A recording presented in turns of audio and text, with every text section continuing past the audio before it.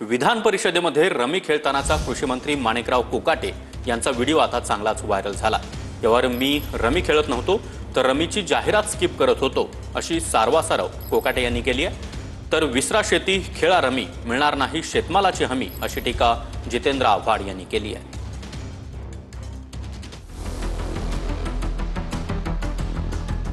कृषी मंत्री Manikrao कोकाटेंचा rummy खेळतानाचा video viral झालाय। शरद पवारांच्या राष्ट्रवादीचे आमदार रोहित पवार यांनी हा व्हिडिओ ट्विट केलाय।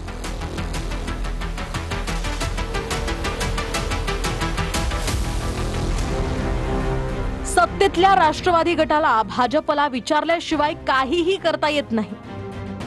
राज्यात शेतीचे असंख्य प्रश्न प्रलंबित आहेत। राज्यात रोज 8 शेतकरी आत्महत्या करतात, पण काही कामच नसल्यानं कृषी मंत्र्यांवर रमी खेळण्याची वेळ येत असावी।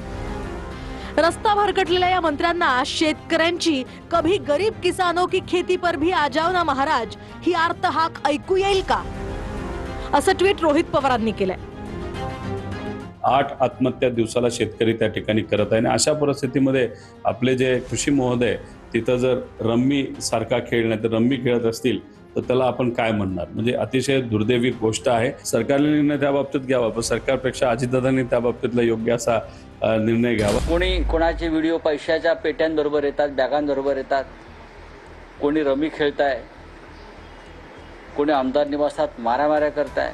ज्या कृषी मंत्र्यांचं नाव तुम्ही घेताय, माझ्या माहितीप्रमाणे अमित शहा यांनी ज्या 4 मंत्र्यांना डच्चू देण्याचं सुचवलेलं आहे त्याच्यामध्ये त्यांचंही नाव आहे। शेतकरी मरतोय आणि कृषी मंत्री रमी खेळतोय। कृषी मंत्र्याला तर यापूर्वीचे जे वक्तव्य कृषी मंत्र्यांचे होते त्यावरून त्या पदावर कृषी मंत्र्यांना त्या पदावर ठेवायचं की नाही याचा निर्णय गांभीर्यानं मुख्यमंत्र्यांनी घ्यावा। कारण म्हणजे अशा मंत्र्याला घरीच बसवलं पाहिजे। रमी खेळायचं तर खेळत बसा ना घरी, तुम्ही 24 तास खेळा। सभागृह कशासाठी असतं? जनतेचे प्रश्न, शेतकऱ्यांचे प्रश्न सोडवण्यासाठी असतं। सभागृह कामकाज कशासाठी असतं? रमी खेळण्यासाठी असतं का? म्हणून अशा मंत्र्यावर कारवाई केली पाहिजे। यांना मंत्रिमंडळात राहण्याचा 1 मिनिट सुद्धा अधिकार नाही। महाराष्ट्राच्या मंत्रिमंडळाची सध्या जी अवस्था झाली आहे ती येड्याची जत्रा आणि पेड्याचा पाऊस म्हटल्यासारखी झाली आहे। मंत्री महोदयच ऑनलाईन रमी सर्कल सारखा खेळ खेळत असतील तर गंभीर आहे। आमदारांना माज आलाय अशा शब्दात बाहेर बोलतायत असं मुख्यमंत्र्यांनी सांगितलं। म्हणजे मुख्यमंत्र्यांच्या लक्षात आलंय खरंच आमदारांना माज आलाय। तुमच्यासारखा बौद्धिक कुठेतरी घाण नेऊन ठेवलेले आमदार असं जर वागत असतील तर काय म्हणावं याला? हे महाराष्ट्राचं दुर्दैव आहे। काय दुर्दैव आहे शेतकऱ्याचं। कृषी मंत्रीच रमी खेळताना मीटिंग करतय। शेतकऱ्यांच्या आत्महत्या होणार नाही याच्यासाठी काय उपाययोजना करू याच्यासाठी समिती गठीत करतय। आणि आमचे कृषी मंत्री आता ही 8वी 9वी चूक असेल, यांच्याकडून काय अपेक्षा करायच्या? मोबाईल ओपन करत असताना यूट्यूबवर येत असताना अशा अनेक प्रकारच्या जाहिराती या ठिकाणी येतात। तर त्या जाहिराती स्किप करावं लागतात। ते स्किप करत होतो मी। स्किप करता करता ती जाहिरात स्किप करण्याकरता मला 2-3 सेकंद या ठिकाणी लागले। त्याने 18 सेकंद दाखवलं आहे। त्याने जर आणखी पुढे दाखवला असता तर तो स्किप केलेला त्यांनी दाखवला असतं ना। अशा प्रकारचा कुठलाही गेम खेळत नव्हतो। खालच्या हाऊसमध्ये काय बिझनेस सुरू आहे हे पाहण्यासाठी मोबाईल उघडला आणि मोबाईलमध्ये कुणीतरी गेम डाउनलोड करत होता। तो स्किप करत असताना तो तेवढा व्हिडिओ फक्त रेकॉर्ड झाला आहे आणि तो व्हिडिओ काहीतरी 10-12 सेकंदाचा है। वो वीडियो है नहीं। नीचे के हाउस में क्या चल रहा है, ऊपर का हाउस अर्जन हो गया था, तो नीचे के हाउस में क्या बिजनेस चल रहा है वो देखने के लिए यूट्यूब ओपन करने के लिए मैंने मोबाइल हाथ में लिया था। किसी ने तो भी मेरे मोबाइल में गेम डाउनलोड किया होगा शायद, उसको स्किप मैं कर रहा था। उसने 10-12 सेकंड के अंदर वो रिकॉर्ड किया गया है। लेकिन उसके बाद में मेरा अपने वो जो गेम है वो मैंने स्किप किया हुआ है। वो मोबाइल आपने क्यों नहीं देखा? वो ट्यून क्यों नहीं आपने बताई? वो बताओ ना, वो जाके निकालो ना उधर से। तर जितेंद्र आव्हाडांनी कोकाटेंचा उल्लेख रमी मास्टर कृषी मंत्री असा केलाय। विसरा शेती खेळा रमी, मिळणार नाही शेतीमालाची हमी असं ट्विट आव्हाडांनी केलंय। तर कृषी मंत्री कोकाटे रमी खेळत असल्याच्या प्रश्नावर मंत्री प्रताप सरनाईक यांनी अजब स्पष्टीकरण दिलंय। मी तर आता टीव्हीवर पण खेळत ते आमिर खान काय खेळतो, तो अजून शाहरुख खान काय खेळतो. आमचं तर तसं मी म्हणणार नाही, परंतु रम्मी आता खेळला जातो चांगला खेळ म्हणून असं टीव्हीवाल्यांना वाटत असेल कदाचित. जुगार म्हणून त्याचा जर वापर होत असेल तर तो योग्य नाही, आणि मनोरंजना म्हणून त्याच्याकडे जर बघत असेल तर ते योग्य आहे. ऑनलाईन रमीचा मुद्दा विधिमंडळाच्या अधिवेशनात आमदार कैलास पाटील आणि नाना पटोलेंनी उपस्थित केला होता, आणि त्यावर मुख्यमंत्री फडणवीसांनी सुद्धा उत्तर दिलं होतं. अध्यक्ष महाराज, हा जो मोठ्या प्रमाणात ऑनलाईन रमीचा जो प्रादुर्भाव या मोबाईलच्या माध्यमातून जो सुरू झालेला आहे, त्यामुळे तरुण सगळे बर्बाद होत चाललेले आहेत. तरुणाई त्याच्यामध्ये आत्महत्या करतात. काल झालेली घटना ही आम्हाला सगळ्यांसाठी, या आमच्या सगळ्यांसाठीच नव्हे तर आपल्या महाराष्ट्रासाठी, शाहू फुले आंबेडकरांच्या महाराष्ट्रासाठी हानिकारक आहे. अध्यक्ष महाराज, जसं तेलंगणामध्ये बंदी आहे तसा कायदा आपण करावा, आणि महाराष्ट्रातल्या प्रत्येक जिल्ह्यातल्या प्रत्येक पालकाची जी इच्छा आहे ऑनलाईन गेमच्या आहारी जाऊन त्यांची शेती विकावी लागती, रोज तरुण आत्महत्या करतोय. त्यामुळे माझी मुख्यमंत्री महोदयांना कळकळीची विनंती आहे की याबाबत आपण संवेदनशीलपणे निर्णय घेऊन या ऑनलाईन गेमला महाराष्ट्रात बंदी आणावी. हा गेम जर बंद करायचा असेल तर त्याचा कायदा एक्सक्लुझिव्हली केंद्र सरकार करू शकतं.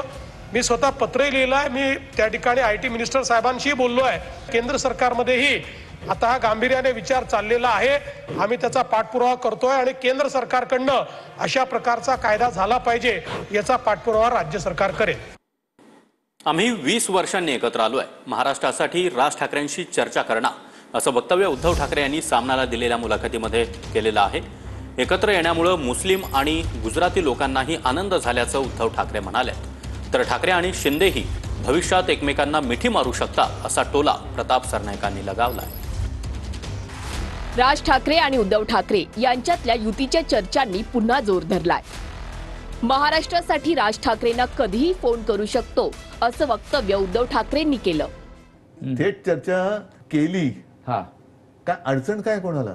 काहीच अडचण नाही. हा प्रश्न विचारला जातो. हो, पण मी आत्ता फोन उचलून त्याला फोन करू शकतो, तो मला करू शकतो, आम्ही आत्ता भेटू शकतो. म्हणजे बाकीचे लोक एकमेकाला चोरून मारून भेटतात, आम्ही चोरून मारून भेटणाऱ्यातले नाहीयेत. मगाशी जो तुम्ही मुलाखतीच्या सुरुवातीला बोललो ना की ठाकरे ब्रँड, आम्ही चोरून मारून काय करत नाही, भेटायचं तर उघड भेटू, काय अडचण काय कोणाला, आणि आम्हाला तरी.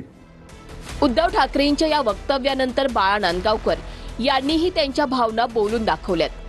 तर उद्धव ठाकरे राज ठाकरेंसमोर कटोरा घेऊन उभे आहेत, अशी टीका रामदास कदम यांनी केली. त्यावर प्रतिक्रियाचा विषय येत नाही, कारण की दोन बंधू आहेत, ते दोन बंधू कधी एकमेकांसोबत बोलू शकतात, बोलतही असतील मला माहिती नाही. मला असं वाटतं की त्यांची मुलाखत मी अजून आज काही पाहिली नाही, कारण मी सकाळपासून माझी मळ्यावर चालू आहे, पण गेल्यानंतर मी ती निश्चितपणे वाचली, ती नक्की चांगली असेल, आणि त्यांनी त्यांच्या भावना बोलून दाखवलेल्या आहेत. नाही, पण राज ठाकरे अजून काय बोलत नाही. उद्धव ठाकरे भिकेचा कटोरा हातात घेऊन, बाबा मला भीक दे, माझ्यासोबत ये, हे कमी काय कमी त्याचा चाललंय ना, आले तर आनंद आहे. उद्धव ठाकरेंनी राज ठाकरेंवर केलेल्या वक्तव्यानंतर प्रताप सरनाईक यांनी आणखी एक वक्तव्य करून खळबळ उडवून दिली. शिंदे आणि उद्धव ठाकरेही एकत्र येऊ शकतात, असं सरनाईक यांनी म्हटलंय. राजसाहेबांनी शिवसेना सोडल्यानंतर स्वतःचा पक्ष स्थापन केल्यानंतर ते सुद्धा एकमेकांना बघत नव्हते, हसत नव्हते, बोलत नव्हते, हस्तांदोलन करत नव्हते. आता 5 जुलैला मात्र त्यांनी एकमेकांना आलिंगन घातलं. यदाकदाचित हाच प्रसंग भविष्यामध्ये उद्धव साहेबांच्या आणि एकनाथ शिंदे साहेबांच्या बाबतीत सुद्धा होऊ शकतं, पण त्याच्यासाठी तुम्हाला वाट बघावी लागेल. मला माहित नाही कुठल्या संदर्भानं सरनाईक साहेब बोललेत, आमचे सहकारी मंत्री महोदय, मला माहित नाही त्यांचा संदर्भ काय आहे. मला त्यांच्याशी बोलल्याशिवाय कुठल्या संदर्भानं कुठला रेफरन्स घेऊन ते बोललेत, मला त्यांच्याशी चर्चा करू द्या, मग याच्यावर मी भाष्य करतो. सरनाईक साहेबांचं ते मत आहे, आणि या 5 वर्षात जे राजकारण झालं त्या राजकारणानंतर कोणालाही वाटू शकतं की आता कोणी कोणाही सोबत येऊ शकतं, कारण काँग्रेस आणि उद्धव बाळासाहेब ठाकरे यांची शिवसेना एकत्र येणं म्हणजे दूध में थोडा दही आहे अशा सारखी ती घटना आहे. आणि म्हणून सामान्यपणे कोणालाही वाटतं हे एकत्र येऊ शकतं, तर जगात कोणी एकत्र येऊ शकतं. बुद्धी घाण असती अशीच माणसं म्हणतात. फरक कळतो का जरा तरी? त्यावेळी न बोललेलं बरं. हे असेच प्रतापीच लोक आहेत, ते त्यांच्या विद्वत्तेचा प्रताप आहे. गद्दारी, पाठी सुराख उपसणं आणि तप याच्यात फरक आहे. मंत्र्यांच्या भानगडी फडणवीसांनी मोडीत काढल्या पाहिजेत. एक मित्र म्हणून फडणवीसांना हा माझा सल्ला आहे, असं उद्धव ठाकरे यांनी म्हटलंय. मंत्र्यांच्या भानगडीमुळे फडणवीसांच्या प्रतिमेला देखील तडा जातोय. गायकवाड आणि शिरसाट यांच्या व्हिडिओ प्रकरणावरून उद्धव ठाकरे यांनी हे वक्तव्य केलंय. जर ते नीती वगैरे सगळ्या गोष्टी पाळत असतील तर हे जे काय आजूबाजूला चाललेलं आहे अगदी त्यांच्या प्रतिमेला तडा देणारं हे काम आहे. म्हणजे काल सुद्धा जी बॅग तुम्हीच दाखवली, त्याच्यानंतर ते धक्काबुक्की चाललेली आहे. कुठे जमिनी लाटल्या जात आहेत, कुठे इनाम म्हणून जमीन दिली जाते, कुठे 3,000 कोटीची चोरी सुप्रीम कोर्ट पकडून देते. हे सगळे जे काय चाललेले आहे ह्याचे प्रमुख म्हणून शेवटी बदनाम देवेंद्र फडणवीस होत आहेत. होते नेते आहेत. म्हणूनच त्यांच्या अधिपत्याखाली हे भ्रष्टाचार, म्हणजे आपण जे म्हणतो ना दिव्याखाली अंधार, तसा हा प्रकार आहे का? की आत्ता ज्या काही सगळ्या त्यांच्या सहकार्य मंत्र्यांच्या भानगडी लफडी कुलंगडी बाहेर येत आहेत ती त्यांनी मोडीत काढली पाहिजेत. हे मी त्यांना आमचे कधी काळीचे राजकीय मित्र म्हणून सांगतोय. त्यांनी हे माझं मत, हा टोमणा नाही, हा सल्ला आहे. हा टोमणा नाहीये, हे त्यांनी आधी स्पष्ट करतो. हा सल्ला आहे की त्यांनी मोडून काढलं पाहिजे. मला विनंती आहे माननीय उद्धव ठाकरे साहेबांना, महायुतीच्या सरकारचा कारभार योग्य चाललेला आहे. समजा अनावधानानं कळत न कळत महायुतीमधल्या काही पदाधिकाऱ्यांकडनं काही नेत्यांकडनं काही कळत न कळत चुका घडत असतील तर त्या सावरण्याची, त्यांना सुधारणा करण्याची संधी देण्याची जबाबदारी आमच्या तिन्ही नेत्यांची आहे. माननीय फडणवीस साहेबांची, माननीय शिंदे साहेबांची, माननीय दादांची. तिसऱ्या कोणी सल्ला देऊन आमच्या चुका सुधारायला सांगण्याची मला गरज वाटत नाही. रागापोटीचं वाक्य आहे. शिंदे साहेब आले नसते तर आम्ही 2022च्या मध्य भागात आम्ही सरकारमध्ये आलो नसतो.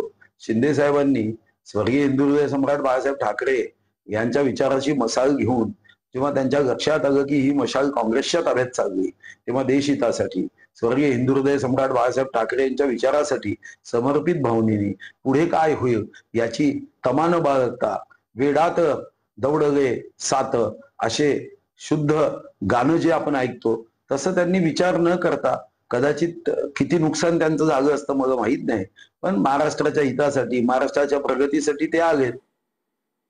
मुख्यमंत्री देवेंद्र फडणवीस आणि आदित्य ठाकरे एकाच वेळी सॉफिटल हॉटेलमध्ये भेटले. फडणवीस आणि आदित्य ठाकरे यांच्यामध्ये भेट झाली नाही, मात्र तशी माहिती भाजप सूत्रांनी दिलेली आहे. मी मित्रांसोबत आलो होतो, आमचा डिनर प्लॅन होता, असं आदित्य ठाकरे यांनी सांगितलंय. मात्र एक व्यक्ती बातम्या बघून गावी जाईल, आदित्य ठाकरे यांनी शिंदेंना हा टोला लगावलाय. आपल्याकडून जेव्हा चुका होतात तेव्हा देवाला शरण जावं, असं संजय शिरसाट यांनी म्हटलंय. संकटांची मालिका कमी व्हावी यासाठी शनिदेवाकडे प्रार्थना केल्याचंही शिरसाट यांनी सांगितलंय. शनी शिंगणापूरमध्ये संजय शिरसाट यांनी शनीचं दर्शन घेतलं. दिवसापासून काही संकटाची मालिका माझ्या समोर चालू होती आणि मनामध्ये एक भावना होती की जावं, एकदा शनिदेवांना सुद्धा दर्शन घ्यावं आणि विचारावं की का. आणि म्हणून असं कुटुंब सहपरिवार आम्ही शनिदेवतेच्या दर्शनाला आलो. एक वेगळा आनंद असतो. कधीही माणसाकडून काही जर आयुष्यात चूक होत असेल किंवा चुकीचं घडत असेल तर त्यावेळेला देवाचा धावा करणं हे कधीही योग्य.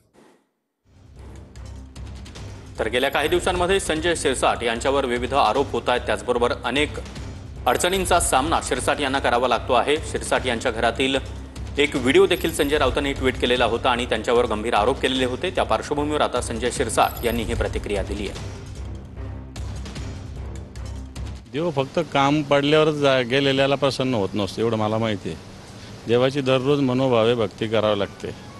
काम असो नाही तर नसो, कामापुरतं देवाकडे गेल्यावर देव पण देवच असतो, लक्षात ठेवलं पाहिजे.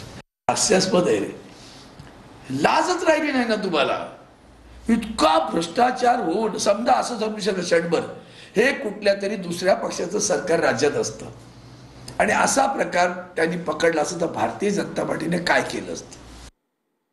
वैर माझ्याशी होतं तर बदनामी बीडची का केली, असा सवालच आता धनंजय मुंडे यांनी विचारला आहे. लोकांच्या प्रश्नांची उत्तरं नसल्यानं तुम्ही गप्प होता. करुणा मुंडे यांनी धनंजय मुंडे यांच्यावर निशाणा साधला. जिल्ह्याची बदनामी तुमच्यामुळेच झाली अशी टीकाही त्यांनी धनंजय मुंडे यांच्यावर केली आहे. 200 दिवस न बोलता काढल्यात. वैर जर माझ्याशी होतं तर माझ्या या मातीची बदनामी का. त्यांना एवढंच सांगणं, हे बरे झाले दिला अंधार तू इतका मला, हे बरे झाले दिला अंधार तू इतका मला, एक ठिणगी आत लागली उजळाया. डोळ्यामध्ये चष्मे, डोळे से डोळे मिलाण्याची जनता समोर जायची तुमची आता लायकी राहिली नाही. आणि तुम्ही म्हणताय की जिल्ह्याची बदनामी करू नका, तो जिल्ह्याची बदनामी तुमच्या कारणामुळे, तुमच्या कारनामेमुळे झालेली आहे. न्याय मिळत नाही तोवर लढा देत राहणार. महादेव मुंडे हत्या प्रकरणावरून ज्ञानेश्वरी मुंडे यांनी हा निर्धार व्यक्त केला. रुग्णालयामध्ये उपचार घेताना माझ्या विरोधात गुन्हा दाखल केला अशी खंतही त्यांनी व्यक्त केली आहे. तर ज्ञानेश्वरी मुंडे मनोज जरांगे यांची देखील भेट घेणार आहेत. जोपर्यंत आरोपी अटक करीत नाहीत तोपर्यंत या प्रशासनावर समाधानी नाही. जेव्हा आरोपी अटक करतील त्यावेळेसच मी समाधानी राहणार. आपण ज्या हक्कासाठी, न्यायासाठी आपण आत्मदहन करण्याचा प्रयत्न केला होता, तुमच्यावर गुन्हे दाखल करण्यात आले? हा, माझ्यावर गुन्हे दाखल करण्यात आले. ज्यावेळेस माझी प्रकृती चांगली नसताना बी माझ्या हाताला सलाईन आणि सगळं, मी दवाखान्यात असतानाच माझ्यावर NCचा गुन्हा दाखल केला. हे मग आपण निवेदन देऊन सध्या ह्यांना सगळं आपण पहिल्यांदा सांगत होतात की आरोपी अटक करा आणि कठोरातला कठोर आम्ही निर्णय घेताल. मग ह्यांनी आरोपी अटक केले असते तर आपल्याला निर्णय घेण्याची एवढी गरजच लागली नसती. आमदार रोहित पवार यांच्यावर आझाद मैदान पोलीस ठाण्यामध्ये गुन्हा दाखल करण्यात आला. सरकारी कामांमध्ये अडथळा आणि पोलिसांसोबत गैरवर्तन केल्याप्रकरणी रोहित पवार यांच्यावर हा गुन्हा नोंदवण्यात आला. आव्हाडांच्या कार्यकर्त्यांना अटक केल्यानंतर रोहित पवारांचा पारा चढल्याचं पाहायला मिळालेलं होतं. पोलीस ठाण्यामध्ये झालेल्या वादाचा व्हिडिओ देखील चांगलाच व्हायरल झाला होता. सोन्याच्या चमच्या तोंडात घेऊन आमचा जन्म झालेला नाही, एकनाथ शिंदे यांनी ठाकरेंवर हा निशाणा साधलेला आहे. मात्र जनतेच्या आयुष्यामध्ये सोन्याचे दिवस आणायचे आहेत असं देखील एकनाथ शिंदे यांनी म्हटलंय. निवडणुका आल्यानंतर मराठी आणि मुंबईवर बोलायचं अशा शब्दांमध्ये एकनाथ शिंदे यांनी उद्धव ठाकरे यांना टोला लगावलाय. अजेंडा आमचा कायम आहे. अजेंडा आमचा सर्वसामान्यांच्या आयुष्यामध्ये चांगले दिवस आणण्याचं मी नेहमी सांगतो. सोन्याचा चमचा घेऊन आमचा जन्म झाला नसला तरी सुद्धा या महाराष्ट्रातल्या तमाम गोरगरीब जनतेच्या जीवनामध्ये सोन्याचे दिवस आम्हाला आणायचे आहेत आणि त्यासाठी आमचा प्रयत्न.